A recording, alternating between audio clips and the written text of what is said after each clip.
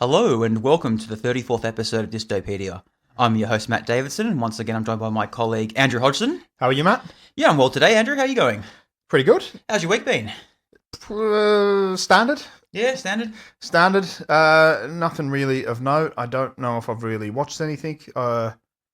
Just been watching The Wire into season 5 now. I think I've seen that. You mentioned that it was a bit where it jumped the shark, and I think I've seen that bit. Yeah. In season 5? In season 5. Yeah. Yeah. But, it's still great. Yeah, it's still, yeah.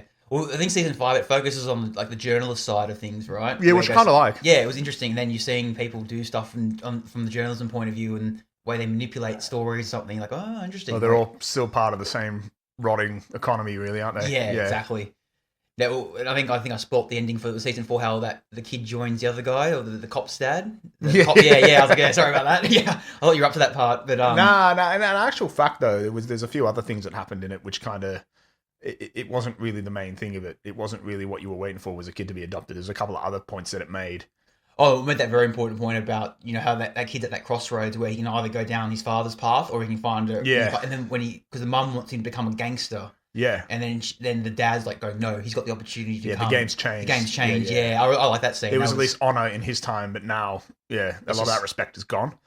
It was kind of does mirror when you see some of the street crime that in some of those American cities now, where there's young people who's been killed left, right, and center, and just for nothing, or they felt disrespected, so they just pull out a gun and shoot someone. It's just like it's kind of like lawless kind of thing, isn't it? Yeah. It was interesting. I think it's one of the kids that he when Prespaluski is a teacher in the school, and he's investing a lot of time in that kid. When that one kid comes from a broken home, and he's quite smart. Quite smart, but he gives him, like, he's always coming to school in, like, ratty clothes, and he smells because he's not having a shower and stuff, and he looks after him, and he invests all this time in him, and he kind of just gets to the end of the season, you see him sitting on the street corner, it's like, fuck. Oh, wait for the end of the season 5. Fuck. Yeah, all right, yeah. I'm not going to say any more. Yeah, and you just sit there, it's that, I should have never expected anything happy, because it kind of makes that point of like, fuck, like, despite all this, it's still against him, and it's reality gets in the way, and that's kind of the only choice he had, and you're like, I wasn't expecting you, to go, but anyway, I guess that's. Well, yeah, it kind of leads into that false sense of security, thinking, oh, maybe he's going to make a difference, it's going to change the way it is, but this is how it actually works. But this is the way the cards have been dealt. Like, you're not going to change, and it's the environment, And a lot of that stuff is Hollywood, right? Like, this is how, I'm sure a lot of people do get out, but this is how it goes for most people. Yeah, I'm keen to see when you finally finish it, what you think of the ending. Yeah, we'll wait till we'll discuss that later when it happens. Yeah. Hopefully next episode. Yeah, that'd be good. I don't know if I'm going to get the time to do it, but we'll see, we'll give it a crack. We'll see. What have you been up to?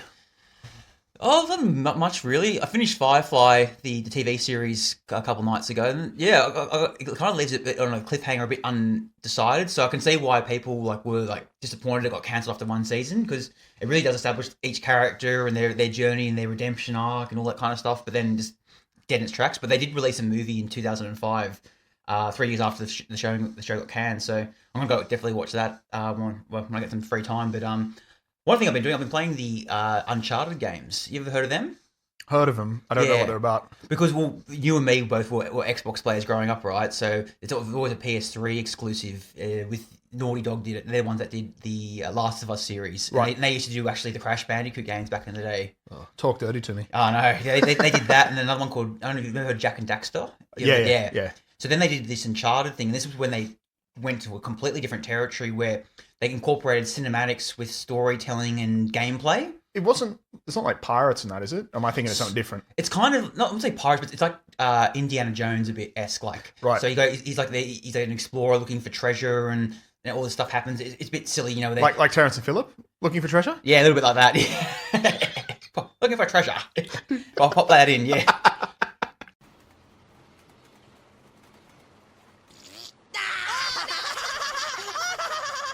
Philip, why does Scott always try to convict me of murder? He does it every week.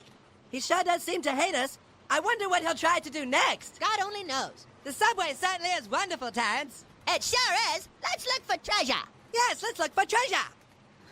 But what I like about it is it's got those it's all like the old school video game tropes where they've got some cheesy one-liners, and he gets the girl at the end of the day and all this kind of shit, but then they're jumping from.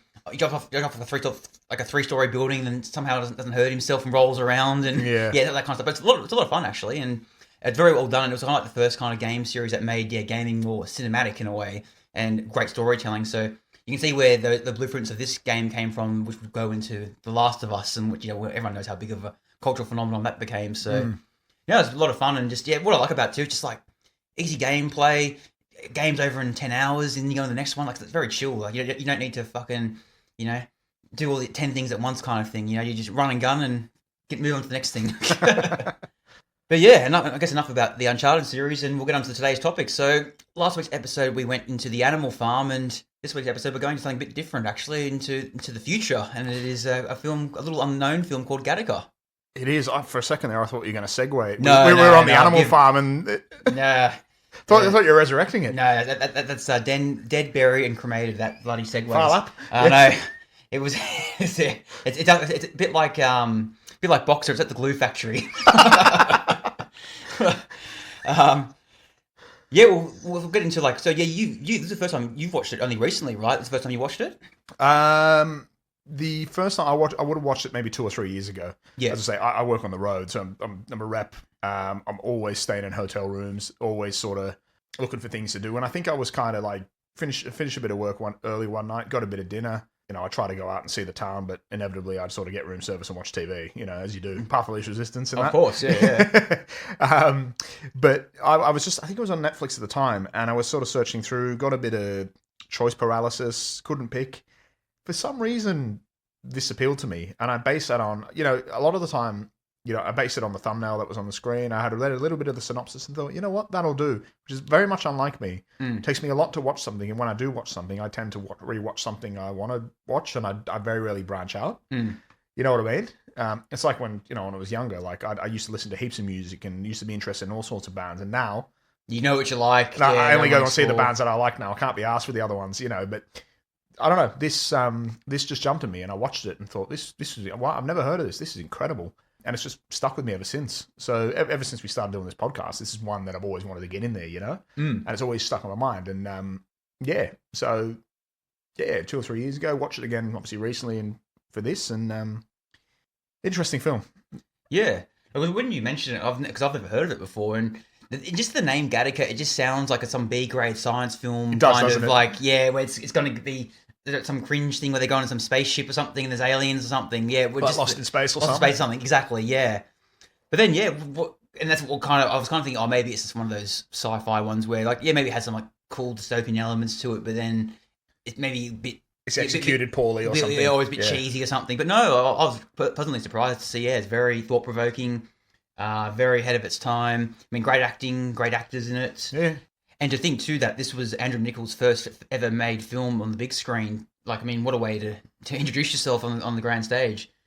And, yeah, when I was doing some research on it, too, just like it didn't fit the zeitgeist at the time where everyone was into the big blockbuster culture in the late 90s. And this film, just fell to the wayside and never got remembered. But, it wasn't appreciated at the time. But now, as it's gotten older... You find people who reference this more often than the other films that were big at the time, like your Men in Blacks and stuff like that. Yeah, Independence Day. And what was the one with Bruce Willis? Fifth Element, isn't it? Fifth Element. Oh god, that's terrible. We probably should do that on here one day, though. Yeah. Or remember the girl from Resident Evil's in it, isn't she? Milla Jovovich. Milla Jovovich, yeah, she has that stupid laugh and stuff. That's all I remember from it. I remember Chris Tucker's character. Oh god. It's like screaming or something. Yeah. It was bizarre. Yes! What's wrong with you? What you screaming for? Every 5 minutes there's something, a bomb or something? I'm leaving.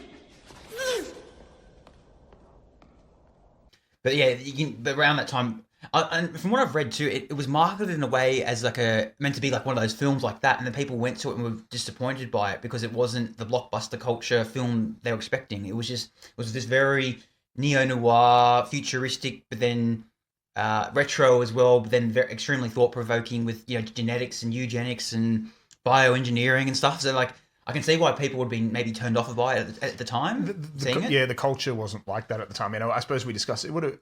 Starship Troopers came out the same year, didn't it? 97? Yeah, it did, yeah. And it's the same, although for very different reasons, I suppose. Starship Troopers would have fit into the blockbuster culture, but... Yeah.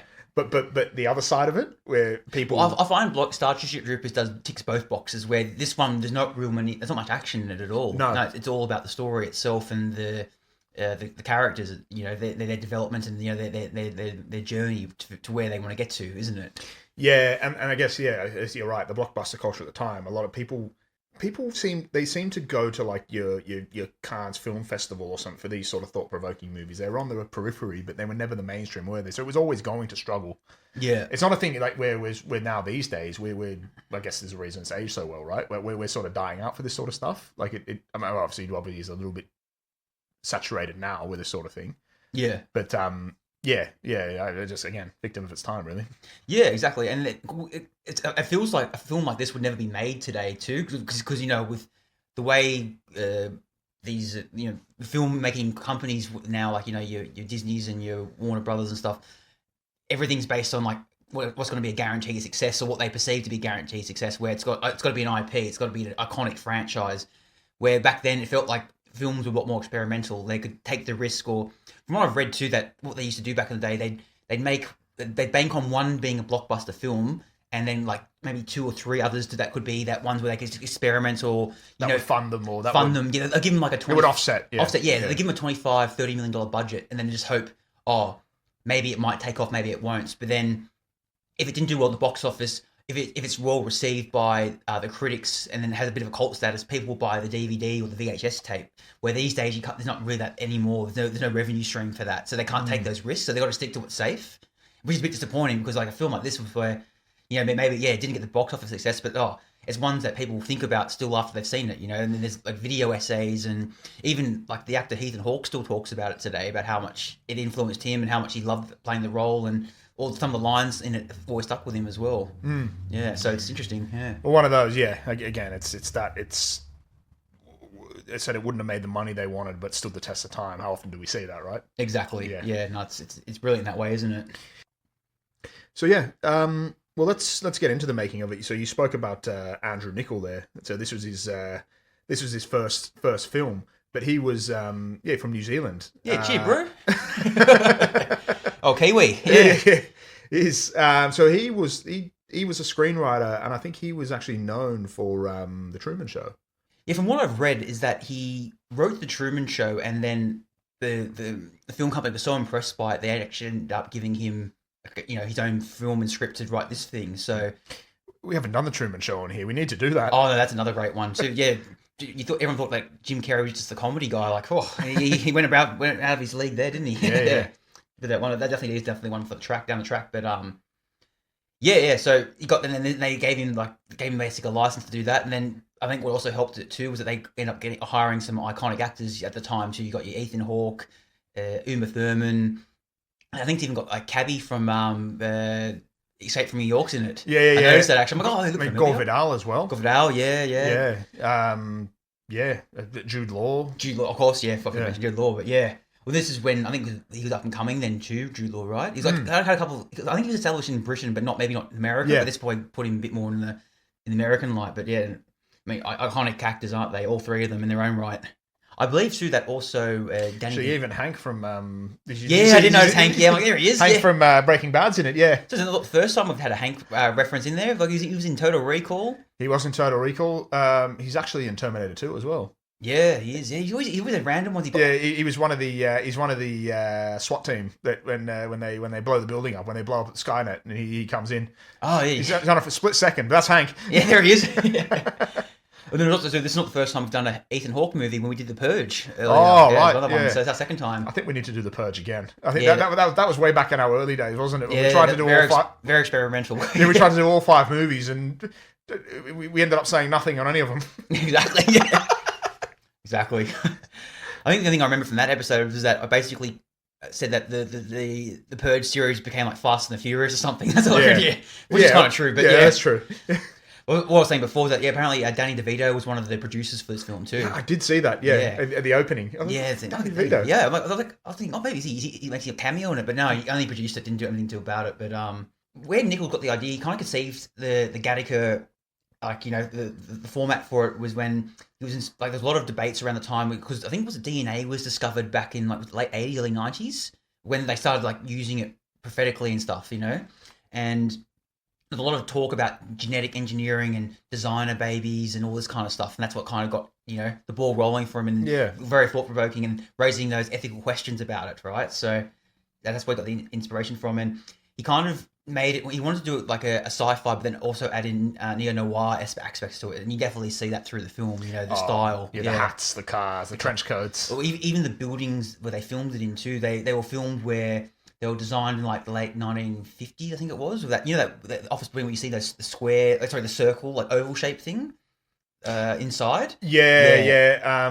What are they? I think Marin County Civic Center and Frank Lloyd. The Cal Poly Polymarama campus, I think it is. Yeah. Right. Yeah. And from what I've read too, what the symbolism was is that apparently the original building was designed so that because it was meant to be like one of those contemporary style buildings where it's meant to be futuristic kind of thing. So, and the way it's designed, it kind of like incorporates and it blends into the landscape. Yeah. So what the artsy side of it was saying was like, oh, this building represents the society, where the building where Ethan Hawke's character Vincent stays in that Cali Poly campus, that triangle shaped building. Yeah. It's such an odd, unique design. I think it was built in the early 90s from what I've read. And it was kind of like, it sticks out like a sore thumb. Just basically saying, because he's an undesirable, that area where all the undesirables, they stick out like a sore thumb, where the people who are the desirables stay in that area. So there's little things like that, the little details that they went to do things like that. I really appreciate when cinematographers do that. Yeah. Yeah, there's little symbology things here and there. Yeah, that is cool. And there's a lot of that in this. And there's a lot of, I think, as you say, the cinematography and design's a big thing in this. It's shot by a person called, now apologies, I may get this wrong, but the name is Slawomir Idziak. So they're actually known for a more precise geometric style. And it really the reason Niccol actually picked them for the cinematography because this precise geometric style actually defined the tone. So sterile yet beautiful, which is kind of, I guess a lot of this is about, they've kind of achieved perfection with humanity, but to achieve perfection, you take away emotion and all the kind of things that make humans human, right? For good or for bad, we're emotional creatures. Well, it takes the uniqueness out of it. Yeah. Right? Yeah. So they've achieved perfection, but it's sterile, it's cold, it's bureaucratic. That's kind of like the point, and it kind of does that really well. Now, obviously, you're talking about the the buildings there, but he didn't. Whilst technically it's a sci-fi movie, right? I think Niccol wanted to avoid that sci-fi spectacle, so he wanted it to, as you said before, that Lost in Space sort of shit, and you get caught up in the world, where he kind of made this sort of bureaucratic and clean, but quietly oppressive, which is what you see, right? Yeah. And I think he achieves that really well, and I think you see in the visual language, like the palettes. Did you notice that there's green and gold tones when you see, if you're thinking of the brothers like Anton? There's a green and gold tones that's trying to show your control and perfection. When then every time Vincent's on screen, there's a blue hue, and it kind of shows the messiness of being human and stuff. It's quite noticeable. Oh, definitely, yeah.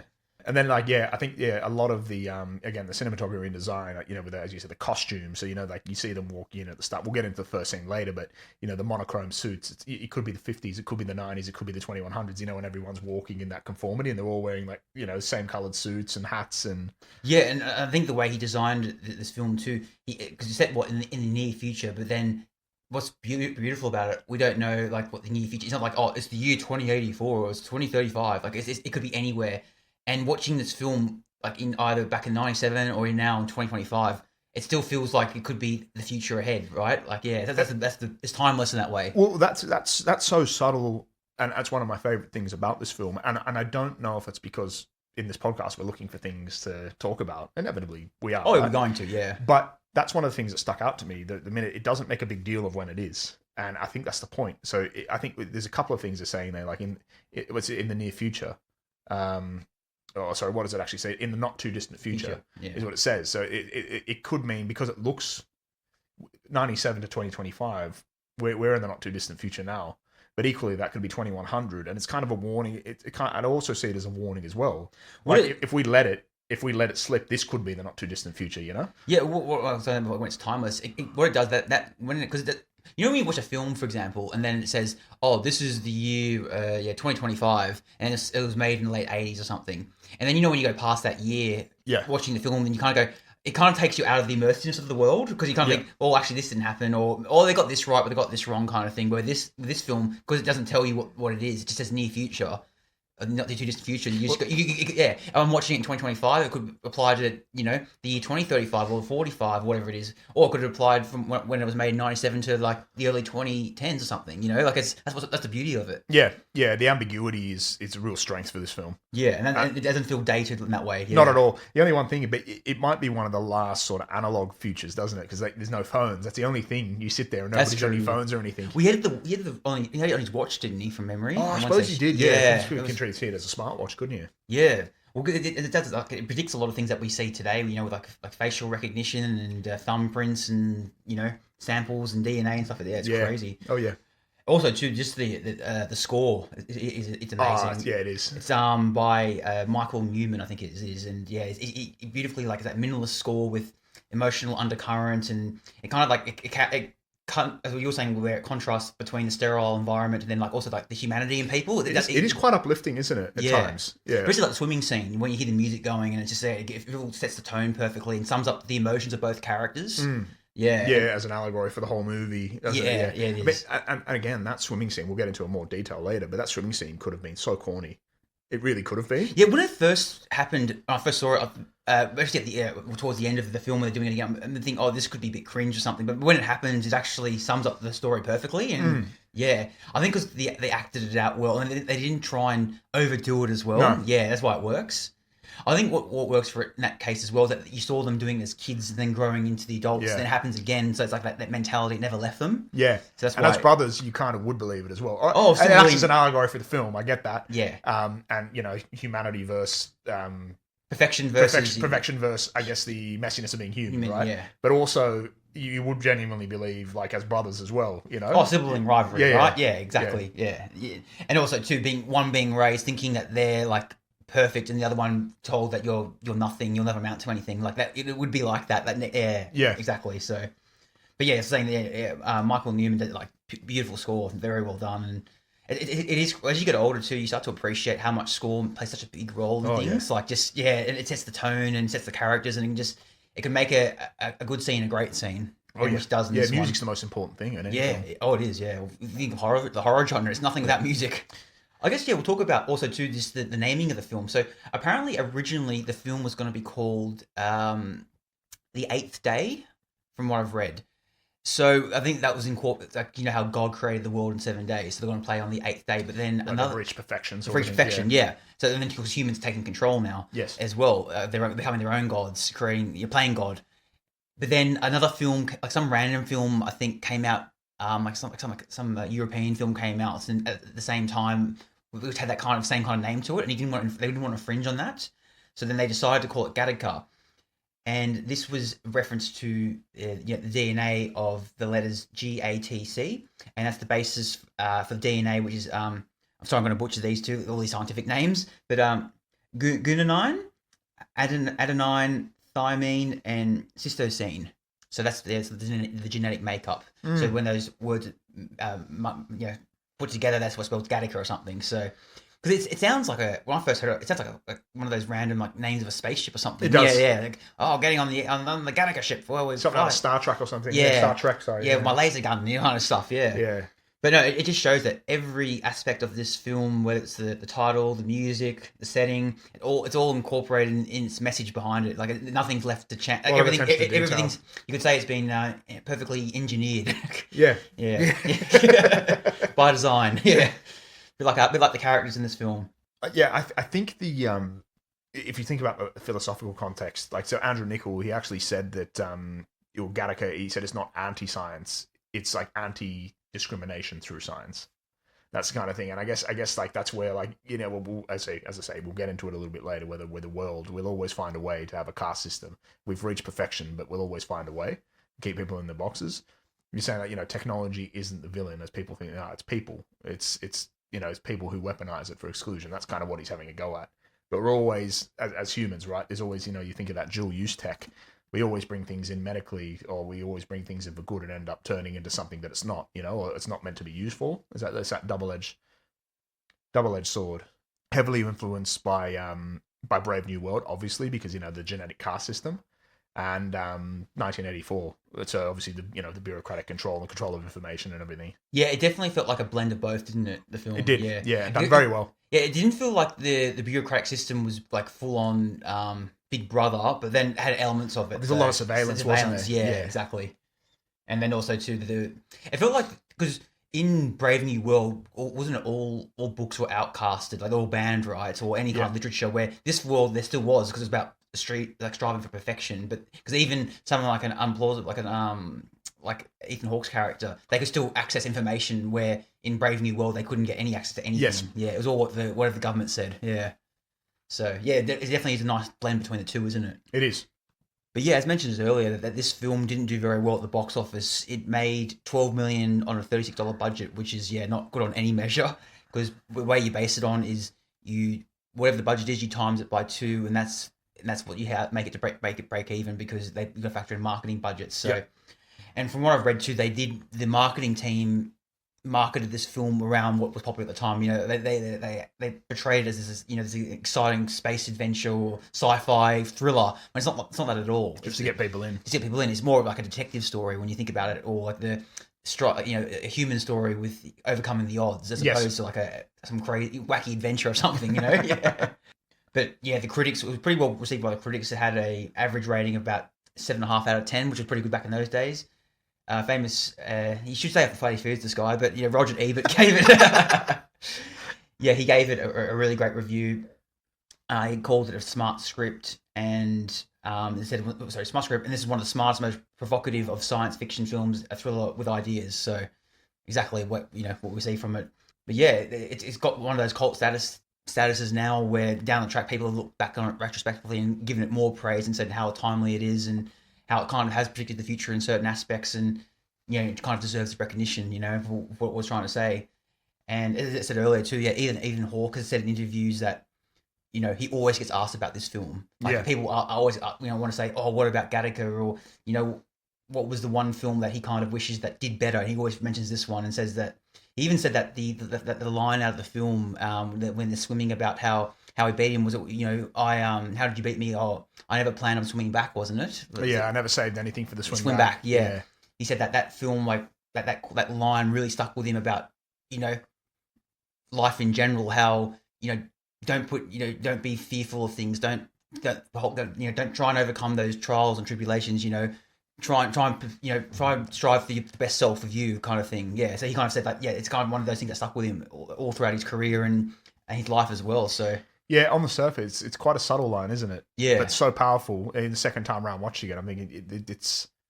Yeah, the metaphor for life in that. It's funny. I also thinking about it. I kind of viewed it too as like, when like the sperm trying to get to the egg. It's not thinking about coming back at all. It's using all its power it can to get to that, to fertilize. I kind of view it because it's like bioengineering. So I think maybe is that a reference to it? I don't know. Probably. But, powerful line. Yeah, it is. No, it's very very well done, that line. So before we get into it as well, there's one more thing I found very interesting. In 2011. NASA ranked the film as one of the most scientifically plausible science fiction films of all time. So really, yeah. So it ranked. It was Contact and Metropolis that were the other two movies that selected. So I think it's because it's accurate way where you see the bioengineering and the technology used in it, and the thumbprints and that kind of stuff, and the blood samples, and it says it's the most like kind of realistic ones that's ever been done. So yeah, a lot of credit to it for doing that.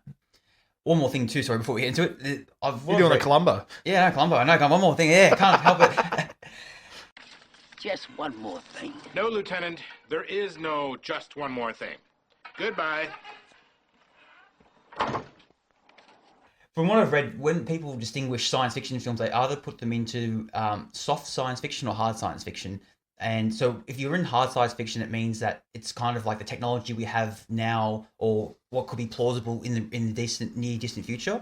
Where soft is more like your Star Wars, or it's kind of, it has basic elements of what we have, but then it's on another level. Escapism, yeah. Where this is one of the ones where it's real hard sci-fi, where it like kind of, you could see this happening soon or in the near distant future.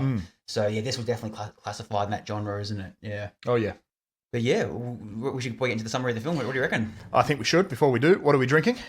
We're on the goat lager again. Sorry, not goat lager. We're on summer ale. Sorry. Summer ale. Yeah, I don't mind. It's not bad. I think it's quite nice. It's It's hoppy. It's wheaty. It's Well, currently, as of recording today, it's a 35 degrees Celsius day in Sydney, so it's actually quenching the thirst quite well. yeah. Day for it, mate.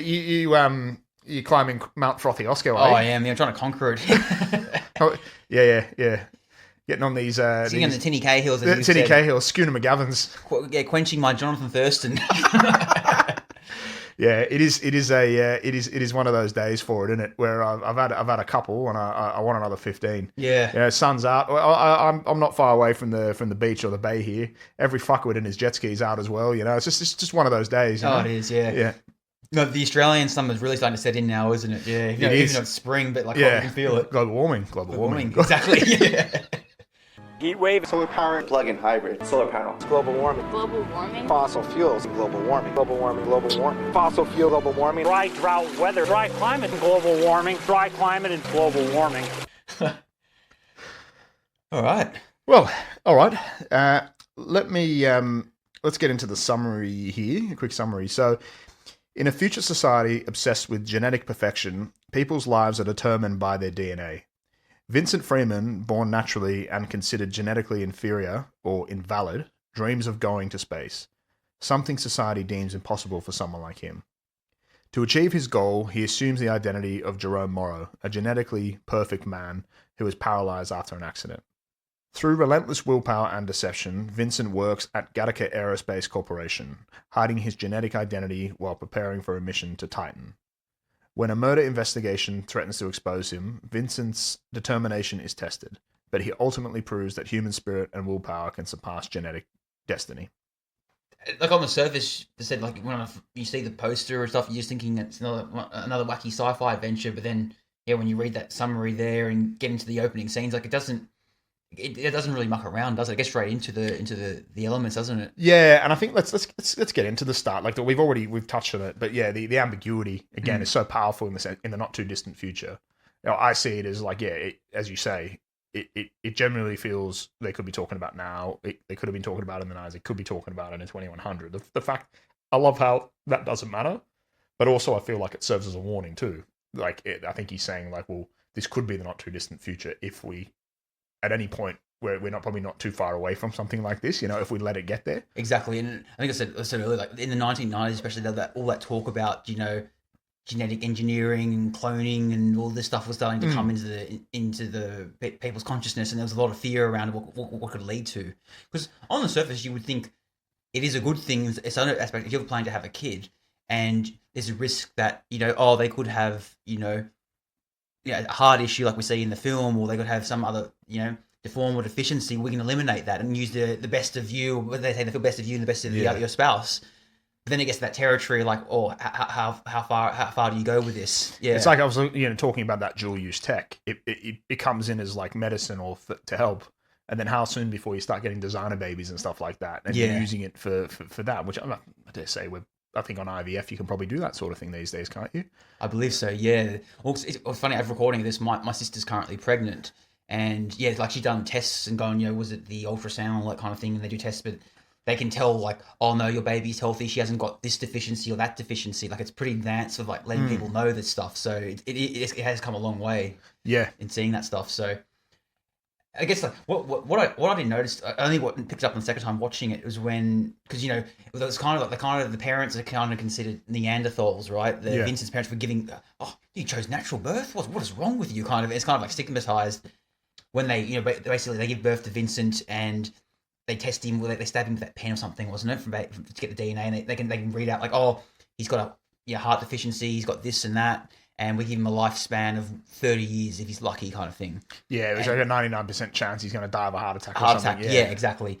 What I noticed is that the father then we were about to call him Anton, like the father, and then he said, no, change it to Vincent, because he didn't want his name, legacy being passed on to his, Neanderthal son. Yeah. And I thought, the next time watching them, I'm like, that's actually, a bit...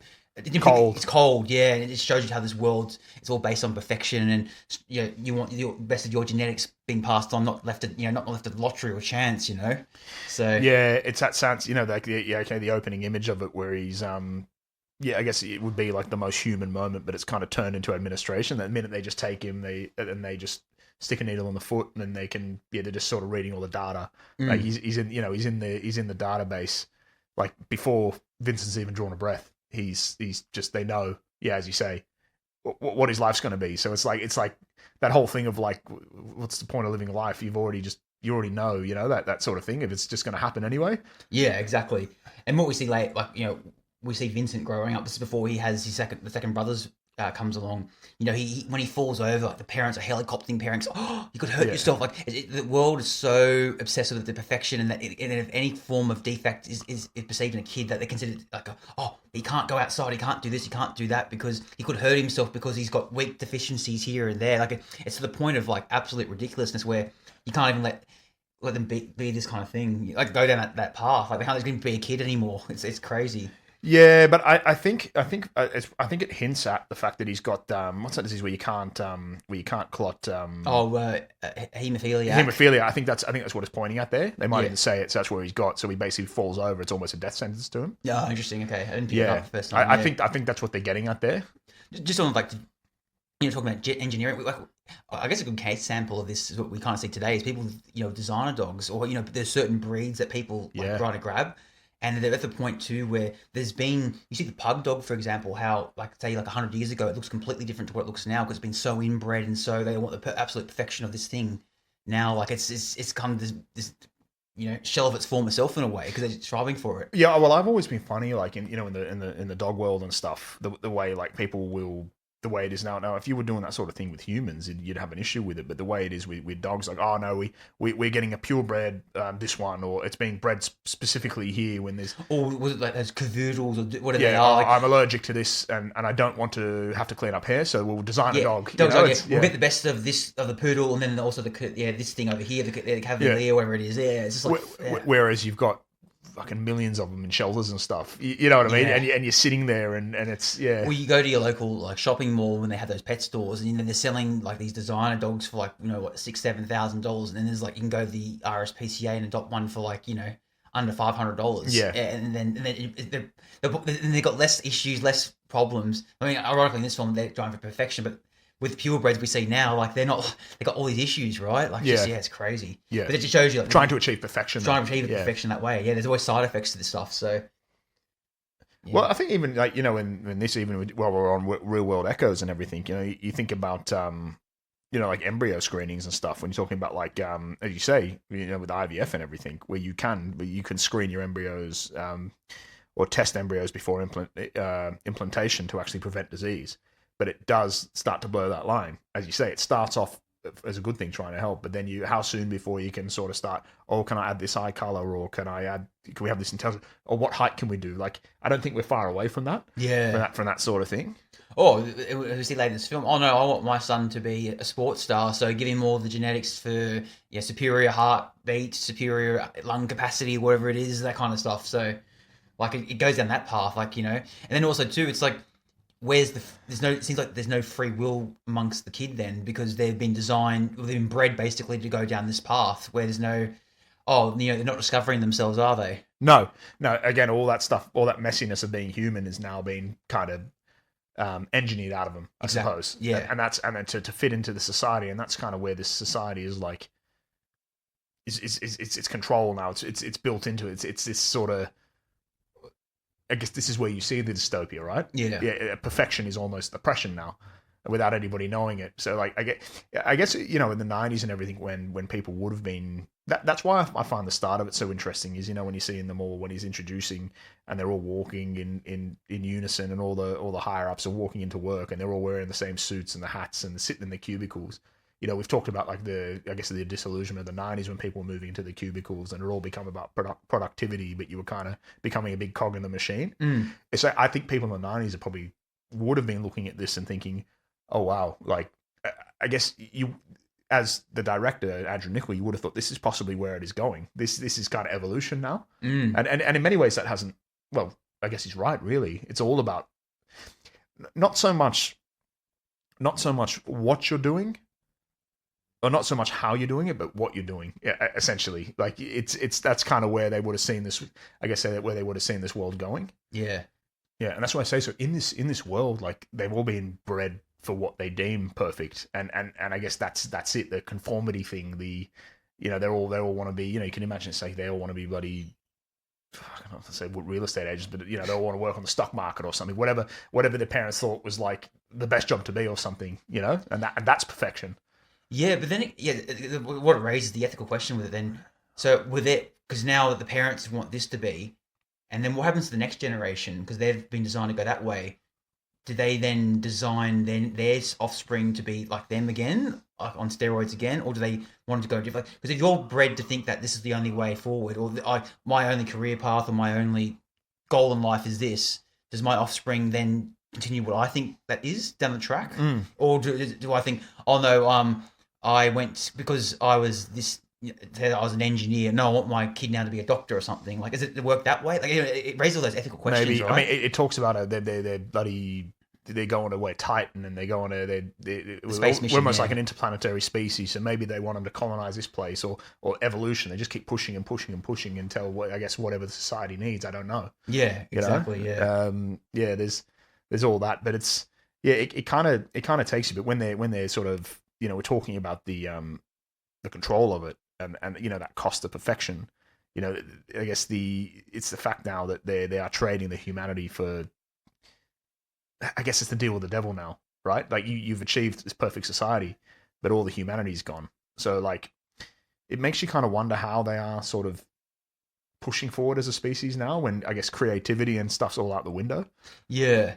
Well, it kind of portrays too. It's like it's only the elites that are kind of considered in these perfection in the classes like this, where there still are undesirables around, right? Because you can't stop everyone from breeding normally, right? So yes, but then they're kind of being secluded from society, right? Because even though they might have what it takes to succeed in the society, but they're not ticking the boxes from their DNA, so then they're instantly dismissed. Well, that's actually gets us onto a nice part of it here. When they talk about. Well, I think he calls it, what is it, talking about the world, and it runs on what, I think he says genoism, where basically he said, like, it's I guess it's prejudice based on genetic status, and I think he mentions, it's officially illegal, but it's universally practiced. Yeah, I think the quote is, I belong to a new underclass, no longer determined by social status or the colour of your skin. No, we now have discrimination down to a science. Yeah. My resume was in my cells. Yeah. Well, that's right, and that's where, like, you've got company or he's going for a job or he wants to go to space, right? And society tells me you can never do that. But but technically it's like today where we have all these laws, right? Like, say how often do you see it? Like, like if you've got like ageism is a very real thing in the workforce. Say you've got someone in his 50s going for a job, and they're going up against someone who's 20 or something. Who are they going to choose? Yeah, they're not going to go for the old person because they're gonna have more experience, yes, but they're going to want more money. They think, you're probably going to retire soon. Why would I invest in you? So they're going to go for the one that's 20. Like it's and there's laws against it, but it's like you can't, just because it's illegal, you can't really stop human bias, right? Yeah. It's like when a woman in a early to mid 30s is going for a job. What's the first thing they're going to think? Are you going to want to have kids soon? We're going to have to be out for maternity leave. It can't not creep in, but there are all laws to prevent it. But it will. Society kind of lives on this stuff, like and from what I've heard too, like some companies, what they'll do, say for example, say there's two employees looking for a promotion, say like but both qualify for the role, maybe one more than the other, but say the other one is like, say he's a father and has like 3 kids at home, they're going to pick the father with 3 kids over like another person without kids, because they know he's always going to need a job dependency because he has to pay for kids. So it's just little things like that, like these little biases come in. There's laws against it, but then there's always oh no, even though you applied for it, we gave it to someone else fairly. There'll be a loophole or something. Exactly. They'll get HR to explain why and use some fancy language and stuff. But I guess in this world it's kind of it's discrimination by design in this world, isn't it? Where like it's but also too, it's one of its greatest flaws, but the irony of it is that when Vincent becomes Jerome, which is Jude Law's character, and takes on his identity, they don't even, because they're so hardwired in thinking that the system's right. What's their hubris, isn't hubris of it all. They don't even look at the ID. They don't even when they look at the ID, they still think it's him, because they just it can't lie. It's just, it is what it is kind of thing, right? And you genuinely believe that, don't you? Yeah. It's not even.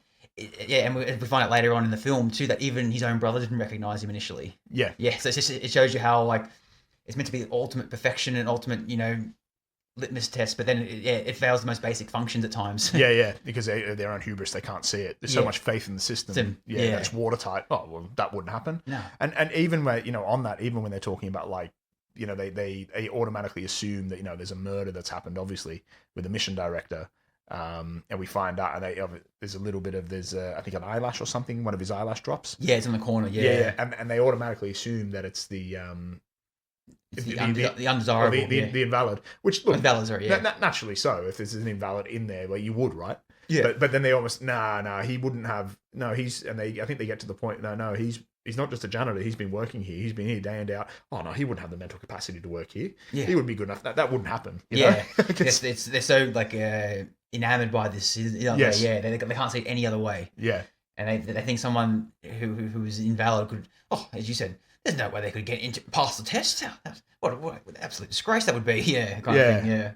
I guess like the where we see this talking about the the genoism and everything, where you see it in the job interview scene. I think it perfectly sums this up, doesn't it? When he's putting in all this effort for this job interview, and he really wants to go to space, and he wants to go to Gattaca, and he's really, really like mulling over it. I think, I've got to be perfect for this interview, and then he gets there, and it's just like, no questions, no resume, it's just a blood test. Yeah. Like it's kind of just like, oh, what about the interview? Oh, you just did it, sort of thing. Hey, congratulations, you passed. Yeah. It's like that again. That privilege. They don't ask about skill. It's just a blood test, And what the film does illustrates really well too is that Vincent, he's been told he's don't have these fancy dreams. Don't be you're a loser basically. Why don't bother about trying to learn about space and science and all this stuff. But it never deters him ever. It kind of like it's kind of like it actually like invigorates him, right? He's kind of like saying, because you're saying no, I'm going to prove you guys wrong. We're supposed to do it out of spite, which is a very human thing. Yeah, you can achieve a lot with spite. Oh, it is. Yeah, it's fantastic, isn't it? But then he never feels defeated at all, does he? Like he always seems. Maybe there's one scene where because he thinks he's going to get caught at one stage. Remember when they found out it's him or something? But then he overcomes it and perseveres with it. And I think that human spirit that we talk about is that's kind of like what sums up his character and the character trait of like what the message is behind this film, right? Where against the odds, just persevere, don't give up, strive for greater things. Just because you've been dealt a bad card or not being spawned with the best life where you could be, like doesn't mean you have to be pigeonholed in something, Yeah, and that's like you mentioned, like willpower there and surviving against all the odds. That's like we say the hubris of the system that they believe that like destiny is written into their DNA. It determines your life basically and how good your life's going to be in this kind of caste system. Willpower and emotion is kind of you can't account for that with humanity. Like we can be so unpredictable at times. Things that make sense. And it will break the system. I guess like his weakness is probably his biggest strength in the weirdest kind of way. When all these other invalids haven't had to work or anything, but his imperfection actually gives him hunger, right? He wants to do it more, and he wants to fight more, and he wants to prove people wrong, and he has to work harder. He was basically what you could say, like he wasn't born with a silver spoon in his mouth, right? Yeah.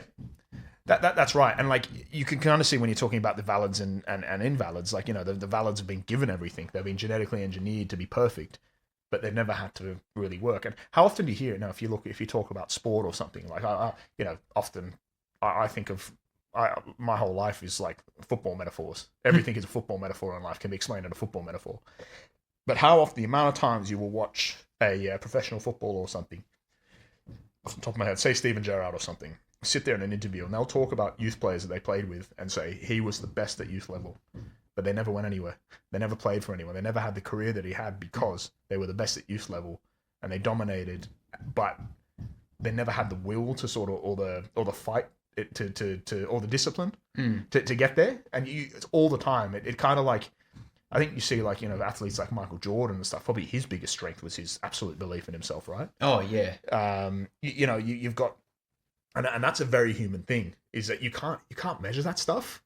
Yeah, and because like a lot of those athletes that they got that that they said the assassin gene in them too, that killer instinct where they just like they got so clutch in those big moments because then also they're very good at, like in the past they've been told you're never going to make it, you're you're not good enough, you're not fast enough, you're not strong enough, and then they go, They thrive on it. They go, stuff you, I'm going to prove you wrong. They need to find like an enemy or some motivation or some rivalry to get them, like, to get that going, that juice firing or whatever it is. But then in this world we see in Gattaca, like, you're already automatically ruled out, where, you know, what we see in the real world, like, people like that get that, you know, they get that adversity, you'll get that you know, people who are born with those genetic gifts, and you think, oh, if only they could just apply themselves, they'd be, look where they would be, but then they just can't see it. But they never had to. Yeah, because they've been relying on their genetic, you know. How often do you see, like, I don't know, like in football or in rugby or whatever it is, the guy, like, you know, he's 6'4", best body, best genetics, got everything going for him, could, you know, runs like, you know, the 100-meter sprint in almost 10 seconds, but then just because he's so set on his laurels and what he has, and then it goes to his head, then he thinks, oh, I don't have to work hard for this. You know, I don't have to train for this. I don't have to train. I'm just good at it without doing anything about it. So, and then when they separate the men from the boys, they sink. They don't swim. That's right. If I'm going to throw in a Second World War analogy, which I absolutely will, Hitler walking into Austria, Hitler walking into Czechoslovakia, Hitler walking into France. Where else? Where else are there? Denmark. The Netherlands, Czechoslovakia, and the minute they come up, you know, they almost been filled with their own hubris. Like, oh God, look at this! This Blitzkrieg thing really works. Yeah, we're perfect. The minute they come up a bit of resistance, they're, oh shit, because they never really had to fight. Yeah. Or like they use certain tactics. Yeah, it might work on, like, in little doses here and there, but on the grand scheme, things doesn't work. Yeah. But then they get full of themselves with their own hubris and a blindsided, like, well, no, look how easy everyone else fall over. We'll do it in a month. Well, that perfectly sums up Jerome's character. Like, when he see where he's there, because his whole life he was genetically perfected and engineered to be this all-star swimmer, and then he you know, and then when it comes to the big race or whatever it is, he comes second, and it doesn't make sense to him. He was designed to be the greatest swimmer. He was told he was going to be the greatest swimmer. Yeah, the best heart rate, the best whatever it is, and he came second, and he couldn't handle it. And then that's when we find out later down the track that, you know, he was completely sober when he fell in front of the car, like, because he just, everything his whole life been built up to this moment, that being told that you're perfect, you're destined for the stars kind of thing, and then reality got in the way of that. Yeah, and he probably never had to work for it. No, and no, it was always to him a foregone conclusion. I'm going to win the gold medal. I'm never second place. What was the line? Because I think Vince says, well, you got on the podium, and he goes, no, I'm meant to be on the podium, I had to step down, kind of thing. That was his thought process of it. I should be number one. And I guess it also brings up too, like, true happiness. Like, if you're told you're going to be the best, you're always going to be the best. It's only like downhill from there, isn't it? Like, there's no. I guess, like, the whole point of when you achieve something is it's the journey, not the destination. Where for this one, it's almost like the destination's already guaranteed. So if some reason I don't make the destination, it's just everything's a failure then. Yeah, they can't see it from that perspective. Yeah, and this is kind of like that. Again, we probably see that perfection is kind of a trap now for him, isn't it? Yeah, and he can't deal with it, and then that's why he's just, you know, drinking heavily now and wheelchair bound, and just he's like trying to drinking himself to death to a stupor, right? And we see that Vincent's dream becomes his dream towards the end of the film, and that's where he kind of gets a second lease on life. But then once it finds its conclusion, then he's got nothing to live for anymore. Yeah. So yeah, it's interesting. It's a very interesting character, Jerome, isn't he? Yeah, he is, and he's quite likable as well. And there's a lot of philosophical stuff in it too. You know, like, well, at first he's kind of perceived as like a bit of a prick, a bit of a pompous, like, douchebag in a way, isn't he? But then you can't understand. He grows on you, then, yeah. Yeah, he does. He does. Well, they come like brothers, don't they, Vincent and him? Yeah, and it's the amount of effort that they go through to actually deceive the system. Yeah, deceive this. It's incredible, isn't it? And it just shows, if you want it enough, I guess, is that's what you can do. Like, you can do absolutely anything. You can defy your willpower, can defy the system. Yeah, and then with this, Vincent then, like, defies what he's always been brought up with, sorry, what Jerome's always been brought up with, you know, about this genetic engineering. There's no possible way that this could happen. There's no possible way an invalid could infiltrate. I mean, they might be able to infiltrate, but actually exceed and accelerate to where they get to the status of flying to the Titan moon. When it actually happens, it kind of like it shows to Jerome that the whole system is a bit of a facade, a bit like, you know, if a guy like this can do it, anyone can do it, kind of thing, isn't it? Yeah. I think what perfectly kind of shows that sort of battle between, I guess, the perfection and I guess, perfection and the messiness of being human, and which one's better, it's got to be the swim scene, right? In both of them, like, you know, particularly obviously the second one, where his brother cannot understand how he's been beaten. Like, you know, Vincent's got a dodgy heart, and he's was bloody an invalid, and he's genetically superior, and he doesn't understand why he can beat him, and how he's done it twice. And at that point where he says, like, I never saved anything for the swim back.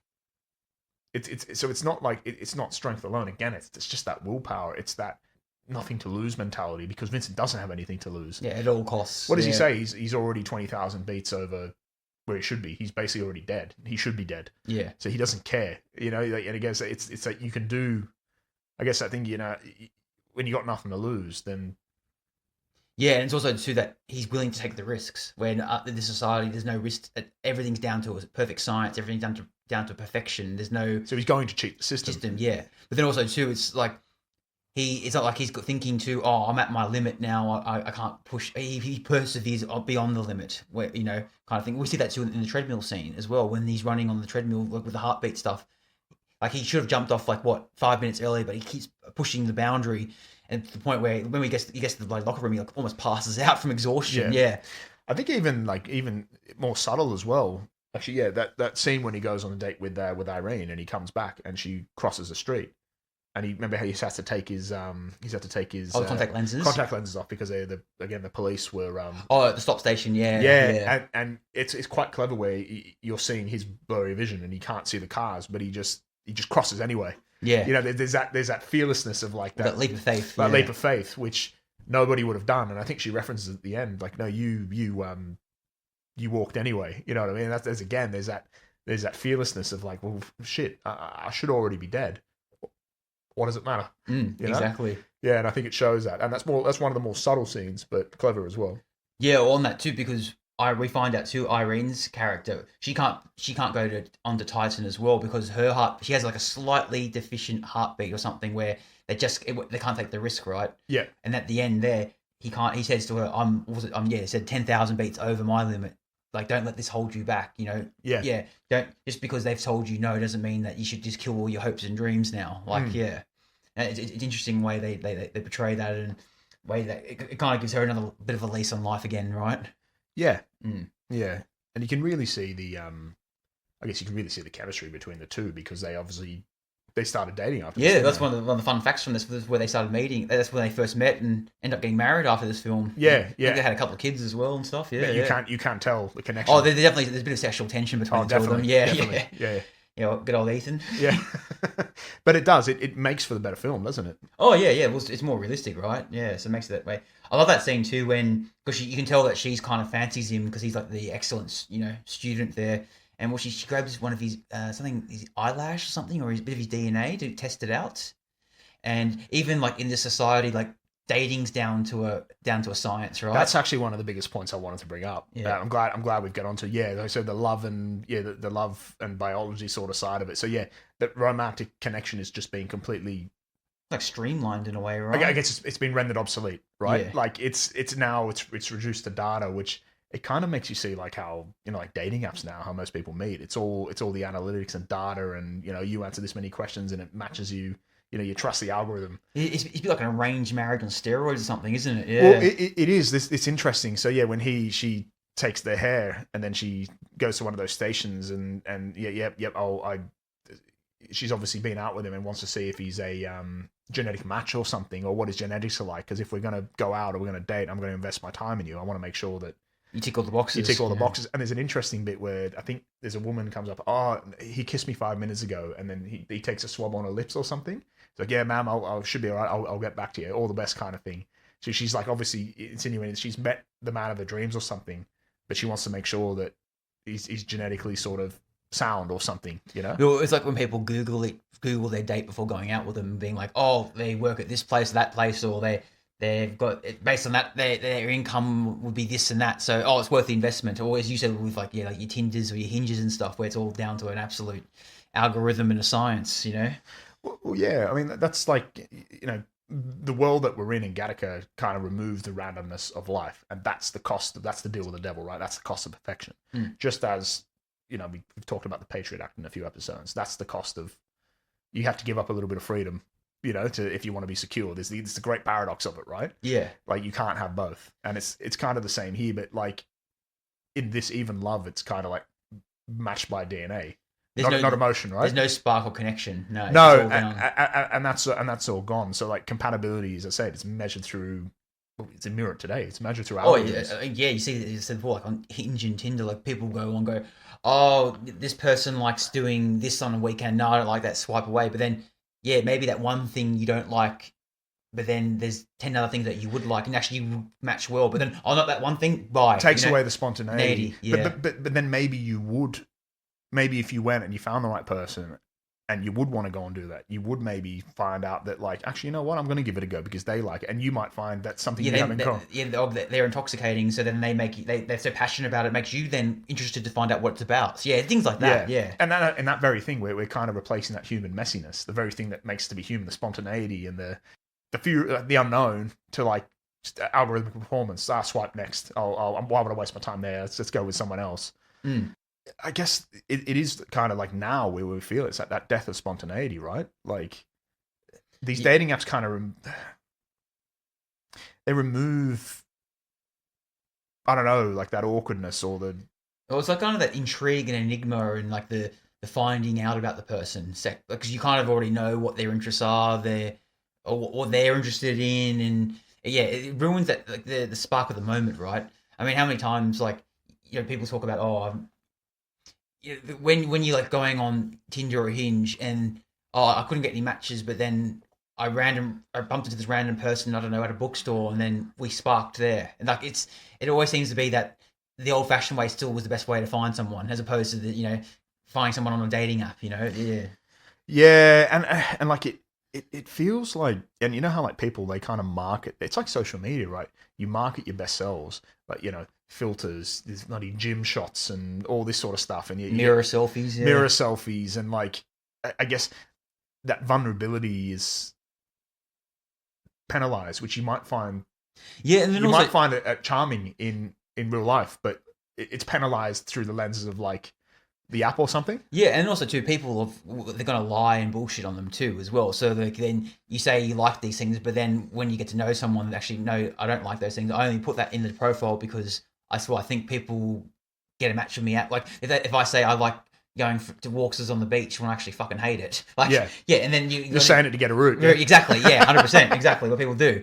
But then you're just setting people up for disappointment, right? Instead of organically finding out and feeling it out. We know actually, like, let's look at some statistics here. I pulled up. So supposedly 53% of couples as of 2023, this is a Stanford survey, they meet online. Under 20% of matches actually lead to real dates. Supposedly 70% of men get few or no matches. 63% of singles under 35 find dating too much work. 45% of Gen Z would rather stay single. 80 to 90% report ghosting or fatigue. So it's like, and I could believe that, it's almost like that 70% of men that get few or no matches. You sit there with like, it's almost like that valids and invalids thing. Like the truth is, as a bloke, really, unless you're fucking 6'5", built like a brick shit house, blonde hair, blue eyes, and built like a fucking quarterback, and you look like the Hollywood like fucking Zach Morris or something, Chris Hemsworth, then you're fucked. Like basically in this sort of world, like it is, and probably the other way around with well, probably not the other way around with girls. Not on the same level as like some blokes get.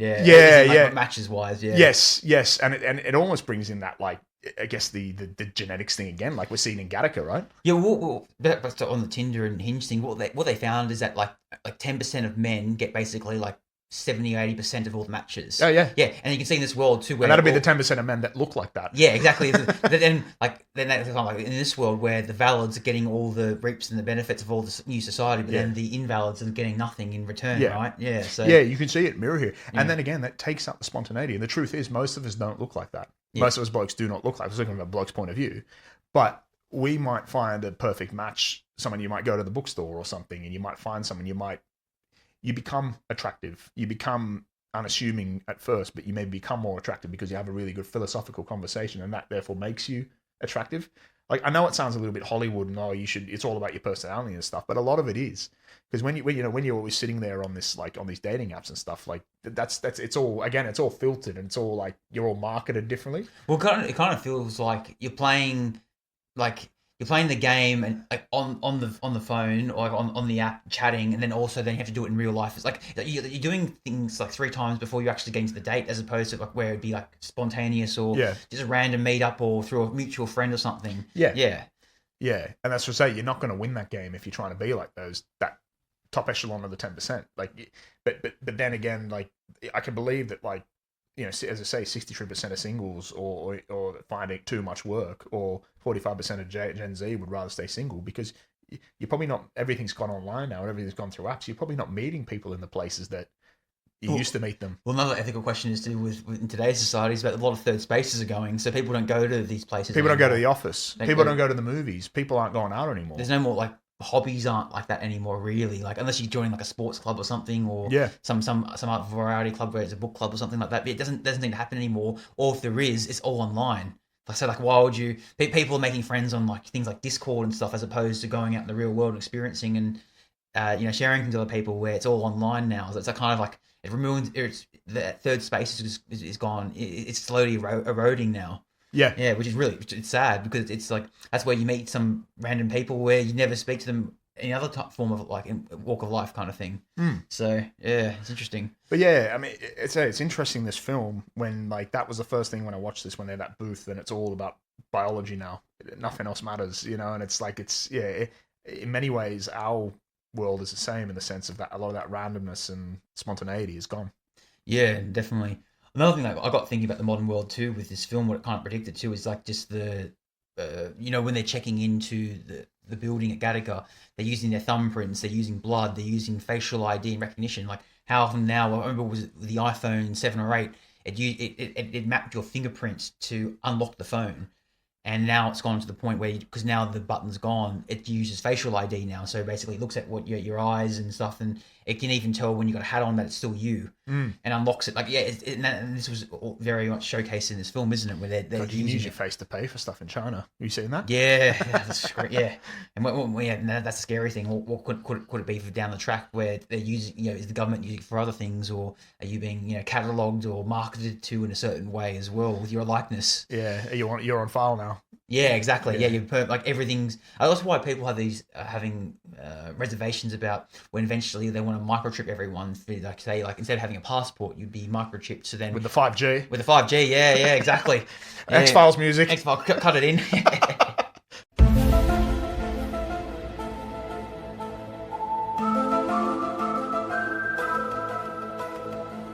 It's been a while since the X-Files music's been there. I know, they're way too long. Yeah, I mean, it is sci-fi, this film, so it kind of suits the genre.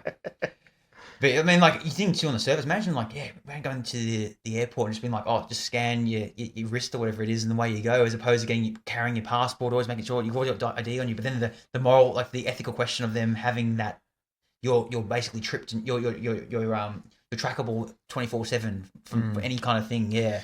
Well, that's another thing about this film, is the way it's policed. What do they call the J. Edgars? They call the police the J. Edgars, or the Hoovers. Yeah. It's all about, like, everything's on file. Your biology and your reports are all on file, and you kind of, like, everything's matched to you. Where they're taking, when they put out a it could almost be like an APB or something on Vincent or Jerome. Yeah, so your details are a click away, aren't and they? They're scanning everyone's fingerprints, they're checking who they are, and even when, like, with the point where Hank scans Jerome, it doesn't say you're a cripple sort of thing on here, and they're all like everything's ultra detailed. That's right. And then Jerome like uses that to his advantage. How dare you question me? Like someone like you telling me that I'm not this, and then because he's so indoctrinated into sorry sir kind of thing. Yeah, it's interesting, isn't it? Yeah, it is, and like the I guess, like, there's probably another modern parallel there as well.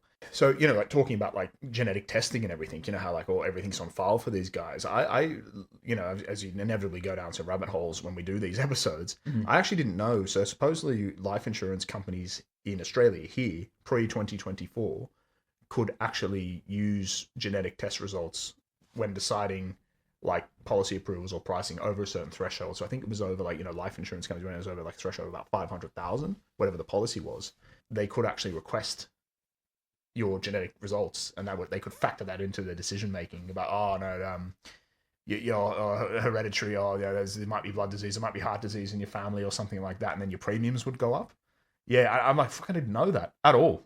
And they would factor it into the decision making. But I'm not surprised, to be honest, with the insurance companies. Yeah, no, and it's. I mean, like, I can kind of see it from their point of view as well, like, because I'm not saying I agree with it, but it's just, like if you're paying over a certain price and everything at the end of the day, insurance is investment, right? So they're looking at it like, okay, this person's got some rare genetic disease and blah blah blah. Are we really going to cough up the money for when this goes wrong, when we can just turn them down and get someone else, Well, funny, one of the things that brought in was when the companies, when it was outlawed, one of the things they said, well, premiums will go up for people, and it kind of brings in that utilitarian logic, doesn't it? Like, and almost that not fascist, but sort of right wing thinking of like, well, they're genetically inferior, they've got a problem. Why should we have to pay for them? Yeah, you know what I mean. It goes down that road as well. Well, it goes in towards especially in America too, with like, Medicare, why would we pay for other people? Their health it's their fault. They're the ones that eat all the fatty foods. Yeah, it gets like that. But it's not always as easy as that. A lot of it is genetic. Yeah, exactly. And well, then kind of like, well, if someone's going down that, if someone's like, because they're unhealthy and need to be in hospital the whole time, they're not being a benefit to society by being in the system like that. It'd be better if they had the healthcare they could get and then be productive down the track another way. It's just those little things people have, But again, it does become that sort of idea of valids and invalids. Yeah. Like the valids are the top of society, and the invalids are the ones holding everyone down, kind of thing. Like this is where the movie starts getting into like eugenics and everything, right? Oh, they're in the body politic thing. They're the ones taken away from our society, and they're the inferior ones. We're the stronger upper echelon. Yeah, sort of thing. There's parallels with the bloody. We've spoken about eugenics movements of the early 20th or early to mid 20th century and everything. Oh yeah. The whole Nazi ideology was built on eugenics, right? Not just them, by the way. In America and the UK, Italy, a lot of other places. But in Japan, but you don't realize it because of things that Nazi Germany did. But you forget that that the eugenics movement was everywhere in the early to mid 20th century. Oh yeah. Well, we saw too. It was the Nazi regime's greatest strength, but then also greatest weakness as well, because they got so obsessed with it, they made so many mistakes and overlooked things where, like, because they were so obsessed with bloody perfection of the German race that they let all the Jewish scientists go, and they went to America, and then ironically helped the American. It's those little things where, maybe we're getting on their terms a perfect society, but then by doing that, you're casting out the best and the brightest as well. Like, it's funny, 1910 or so, like Germany was genuinely probably the most superior country in the world in terms of like where they were, the knowledge, the research they were doing, the scientists they had there, and the architects, everything. And then it went from that to obviously World War One to then so the Nazi regime, as you say, they went from the smartest place in the world, they were pushed out, went to just. It isolated themselves, right? Yeah, exactly. Yeah. Ideological blindness. Yeah, they basically capped themselves. They did. Yeah. And again, and there you go, right? In the chase for perfection, you forget. I guess that they were blindsided by that, and you forget all the other things that come with. It's not just, in air quotes, superior genetics and everything. It's all the rest of it. It's the willpower. It's the mind. It's just the sheer will sometimes. Exactly. Yeah.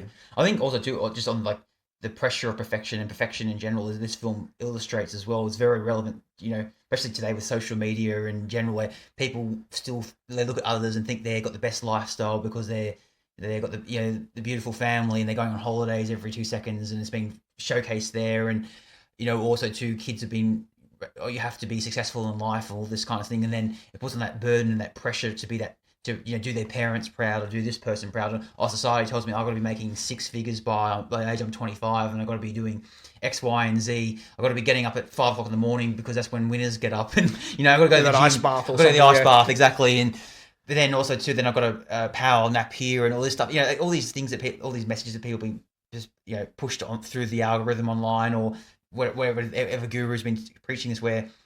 And people kind of, as we touched on earlier, they lose their spontaneity, their creativity. They lack it kind of kills their emotion and human spirit in them, right? Where they're never satisfied, and if they do get to that close to that perfection, it's still not enough. It's still not good enough. They're always going to be hollow and unhappy and a bit lifeless, aren't they? Yeah. And I think this film really illustrates that too, because it seems like the only one that achieved their pure happiness in the end was Vincent, right? Because he achieved his dream. He got to the goal. And he came from nothing, and he overcame all the odds. He shouldn't have been there, but he still got there. Yeah, and that drove him on. And I think subtle, but like at the end as well, it kind of shows that if you want to change, it's probably you need a little bit of help from within as well. And I think it's interesting with the doctor at the end, when he takes him in and they're doing a last minute urine sample, isn't it? Yeah, that's right. Yeah, and all the way through, the doctor's being like, you see him in little scenes when he goes, "Oh, that's a magnificent piece of equipment there, Vincent." Yeah. Yeah, or was it his? Talking about his son the whole time, wasn't it? Talking about his son. He wants to come here one day. Yeah, but they always get interrupted when they're talking about his son and everything, and he finds out. I guess it's that point where, what does he say to him? Just on a side note, right-handed men don't hold it with their left. Yeah, because I guess it makes the subtle point earlier that they've stopped making southpaws. No, because there's that point too when he's growing his legs out. Remember when he's lying on the bench and he's like writing something down, and that's when you're saying, if you're gonna be Jerome, you got to use your right hand. And then as he goes, they don't make southpaws anymore. Yeah. So that was interesting. Yeah. That's all been sort of bred out, but well, it's kind of, it says to this doctor in the society, like he's been told that, oh, I've got the perfect, my son's got the perfect genetics now. He's going to strive. He's going to be great things. But then now he's not perfect, and he can't make it now. Now he knows that with Jerome, what he's done and figured out that is actually Vincent. That maybe the system isn't all it's out to be. There is hope. My son can achieve things. He's not doom and gloom anymore. Yeah, it gives him that spark, that bit of as you said, hope in going forward. It's quite powerful, isn't it? And and I love the subtlety of it. Like you think all this time he's known and he's let it go, and he does that test and it comes up that shows that the doctor knows that he's Vincent. He knows that he's invalid. Yeah, but he just changes it. Off you go. And he, often he kind of achieves his dream. You know what I mean? I get all along that. I guess it does show if you want change, it has to come from within the system, doesn't it? Little cracks. Yeah, I think maybe the doctor, because it was that last urine test was a spontaneous one. He wasn't expecting it, so then it was going to fail. But then I think because he's just so over with because he's so upset about his son never going to make it. He's just kind of then realized that this whole time I've been deceived by Vincent, and then just to let it go at the end because maybe this whole system is a facade. Maybe it is a joke. Let's see what happens. Let's see what happens, yeah. And it makes you sort of, it ends, and I guess it leaves you wondering what next now. Like, we see Jerome goes into the incinerator, the real Jerome goes into the incinerator. We see that, I love how, Vincent so just nonchalantly kind of keeps walking with his hands behind his back onto the ship like he should be there, and he's obviously going up to Titan. He's gone to space, and it ends quite philosophical when it what does he say? Like, people say we're made up the atoms of all stars. So I guess I'm not leaving. I'm going home. It kind of makes that point, I suppose, when maybe we are all from the same place, but it makes you wonder. Like, what do they say? Like, it's like a year's journey. What now? Does he become a revolutionary in the system? Does he die? Because it's already known that he's. It was kind of implied too. It's a one-way ticket, right, to Titan Moon. Supposedly, I think it's a year. It's a year's trip. So they say. So he's going to be gone for a year. So by all accounts, it's a return. I don't know. Okay, right, yeah. Yeah, it is interesting because I think it's kind of like saying, well, once he's in the ship, there's nothing they can do to turn it around. Yeah. And they're so obsessed with their scheduling where this thing has to take. Well, that's why the murder happens, right? Yes. Because they're worried about delays to the system. And actually, what is interesting is when the mission director comes ahead and says, as soon as there's no turning back, they find out that he comes clean and says, "Oh no, actually it was me." You know what I mean? He's being very cooperative now that. Because he didn't care as long as it. Well, there is a theory online that Vincent actually did kill that director on there, and that the reason why the guy never said anything because he wanted the mission to keep going ahead. He didn't care. That's the theory. I don't know if that's true or not, because there's certain things to where Vincent. Because I think Vincent even says, like, even though him dying put more spotlight on it, but then if that guy was going to expose and cancel the whole trip, then it was endgame. So killing him, and then even though there's police presence there, it doesn't really matter at the end of the day because we can still kind of bluff my way through it. Yes. And then the guy that's, who's taking the fall for it, he doesn't care because as long as the thing stays on target, that's all he cares about. So, yeah, it's just an interesting theory. I don't know if that's true or not, but yeah, it's down to interpretation, right? Cool to think of. Yeah, exactly. That's what this film does, doesn't it? Yeah. Just want to say before we wrap this one up, one of my other favorite quotes was when he's working as the cleaner for the space station.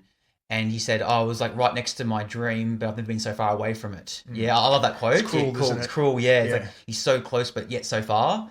And it's like he's in the right place, but just hasn't got the right pedigree to get into it. Yeah. Yeah, so like I think the takeaways on this, I guess you've got they say genetic determinism, so that asking the question, are we just code or can we rewrite our story? I think you mentioned something a few weeks ago talking about Kurt Vonnegut when he wrote Slaughterhouse-5. That was a big part of that, wasn't it? Talking about like if life's already happened. Yeah, it's already predetermined, yeah. Yeah, and is that like, are we just this society's kind of engineered these people to make them be defined by their genetic code? When in actual fact, I think Vincent shows that no, we're not. Well, what we're defined by is our unpredictability. And that probably should be embraced. And I think it goes with humans. It kind of goes both ways, doesn't it? Like it's why we're a violent species. It's why we fight. It's why we love. It's why we create. It's why we do anything. Yeah.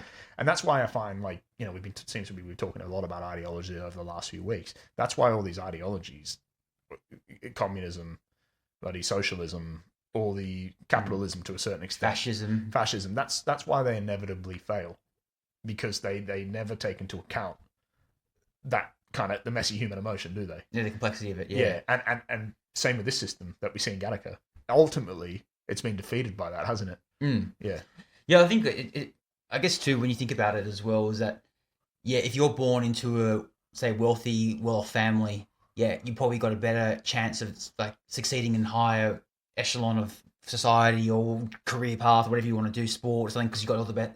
But then that just because you're born to that doesn't mean you're guaranteed to get that. No. You got to work for it. You got to do this. You got to do that. I mean, you can get a good head start. Doesn't mean you're going to get to the ultimate goal. Where we see how many times we see where someone's grown up in a broken home, they've had troubles, and yet somehow they've persevered and they've gotten down this career path. They're always going to have more drive than the person born into, and again, that imperfection's a weapon. It is, but it's more the fact of but on the surface, it's been predetermined. Where they've been spawned, basically, they shouldn't do that. But then, for somehow they have. They've got this innate human instinct to, or this drive, you say, like to do that. And then someone who's born with a silver spoon in their mouth, even though they've been given all the tools, all the assets, they've done nothing with it. They come because they're so easy, like because their life is so easy, they become complacent. They've got I've already got everything. Why do I need to strive for anything? So, I think a lot of it comes down, like it kind of shows that it can be on both sides, where someone that even someone who's born to wealth and privilege, they can still exceed and have that drive because they're just born that way. And same with the other one, someone's born to bad circumstances, they can just wallow in self misery and stay there. So that it's complexity of the human species and race, right? Where we're like, it's just we're so unique in that way. Where it doesn't matter what the circumstances are. Like people can do what they want, or they can just stay where they are. Like some things can be predetermined, some things can't be. So, well, yeah, you mean you look at some examples like with like some survival stories, like survival against like all odds. Like you think about, what was it, Japanese soldier, they found him on that island, Hiro Onoda. And it defied. He thought the war was still going on, wasn't it? It absolutely defies logic. But 29 years after the war ended, he was still on. I can't remember what was. It might have been in Okinawa, or might have been one of the islands around there. Yeah, he was in the jungle, wasn't he? He's in the jungle. He still thought the war was going on and never surrendered and came out fighting like it was on 29 years after it ended. Yeah. It just defies logic, but it kind of shows what willpower can do. We think of like the the Andes flight disaster in 1972, with the Uruguayan rugby team. They survived 72 days in frozen mountains, and they kind of had to resort to cannibalism on the dead to do it. But it defied logic that they should, but the willpower is again, I guess these systems don't take that into account, do they? No, they don't. No, and that's a unique human thing, isn't it? Oh, it is, absolutely. Yeah, and also too, when it comes to things like that with survivalism, like it's just like sometimes that it just There's no formalities. There's no prerequisites. It's just you're going on instinct, aren't you? So it's amazing what it can do. Well, it's also funny as well. Like I think while we're on that, I don't know why I'm thinking this, but I was talking about football earlier. But in this world with now, I often think I obviously love watching the English Premier League. Now we're at a time now watching the game where it has technically never been better, like in terms of the pace and the way it looks and the skill level. But there is something missing. It almost feels cold and it's like formulaic in a way. It's right? I guess a lot of kids now coming through the academy, it's data driven and it's kind of like a system, right? Yeah, it's like a system, and you're watching it. And I often think back to when I was younger, like in the early 2000s. If I think of the way the Premier League was, it was messy, it was raw, it was still quick, but it had a little bit of what's the word I'm looking for? It had a little bit of identity and character. Like if I'm thinking like the British identity, there was a bit of it was scrappy. There was a bit of fight in it. Yeah, I remember you saying, because I don't watch as closely as you do, but like just a couple times when I do watch it, I'm just like, how come we don't see any like long distance shots to goal anymore? And you're like, well, because percentages wise, why would you take that shot when if you go down the flank and then cross the ball in, it's actually more accurate to come a goal. It's all sports science stuff now. Exactly, it's all down to XG and XG and expected goals and that's football progress. That's probably the Guardiola effect when it's down to an exact science. So it's that funny thing of like we've almost achieved perfection at the cost of losing. It's like the heart and soul of it. Yeah, we've achieved perfection, but the spontaneity's gone. And as you say, that's probably a perfect metaphor for it. There's 35-yard strikes going in, that you just don't see it anymore. No one's taking that chance. What made David Beckham famous was that halfway goal. That's what got the ball rolling with him, right? Yes. Yeah, when he did that. Because these days, no one would even think to do that. You wouldn't do it. You get an absolute bollocking for trying something like that. Exactly. Why didn't you recycle possession and move it out on the wing? You would have had a 0.5% chance of scoring a goal. It's like all that shit, Yeah, exactly. Yeah, it's all... yeah. The game's being taken over by fucking nerds. Yeah. Well, I guess just before we wrap up, just with sport in general, like sport's one of the last kind of formats where it's like there's no the element of surprise and spontaneity. You don't know what the result's going to be. It's the uniqueness of human, competitiveness going at it, hammer and tong. But then now with this perfection and if we see like more corporate money gets involved with it and sciences, it's kind of come like a form, like it gets to the point where this this wealthy team against a normal team, the probability of them winning is 80% now. So then most likely it's going to happen. Where before people were like, maybe they could upset them on their day by this random player kicking a ball from halfway, and you know what I mean? Yeah. It's kind of like it's slowly coming down to an absolute science, like we see in this film, where everything's predetermined in that way or expected to go down a certain path. It's funny. I didn't think I'd be talking about football, but it is funny. It's a good analogy. Yeah. Well, my life is football analogies basically. Yeah. You know what I mean? Like I'll always try and find a football analogy to help me understand it. So make it put in layman's terms. Yeah. For me, yeah. And I appreciate this film for doing that. There you go. So Andrew, what can viewers expect on next week's episode? We are reading Fahrenheit 451, Ray Bradbury. So yes, we're going back to Ray Bradbury territory. Yeah, it's our second step. So we dipped our toe in the water with him last time, didn't we? When we did There Will Come Soft Rains. There Will Come Soft Rains, which is a good story. That was early on in the podcast. So now we're ready for we've just done Animal Farm. We've got the well, if you're talking about Mount Rushmore of dystopian literature, like this is on there. It has to be. To me, I would say it's probably 1984 Brave New World. Slightly below would be Fahrenheit 451. Personally, yeah, it's on the Mount Rushmore.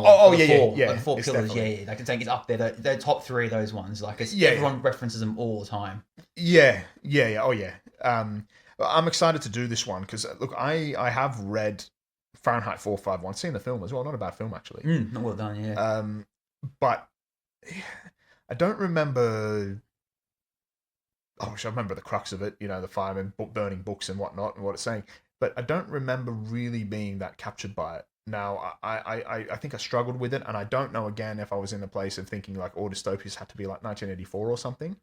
And then I found it hard to immerse myself in the world. Yeah, I think with George Orwell, we talked about last week's episode, where he's got this way of putting things in layman's terms and making things, like, really just make sense off the bat, where Ray Bradbury does use some, like, like thought-provoking terminology and words and stuff where you're thinking, what is that? What's he trying to say here? Or, but then once you understand the message, then it clicks. It's one of those ones. Yeah, and I think in the journey of this doing this podcast and reading some other stories and looking for metaphor and well, you've adopted one of his quotes for work now, haven't you?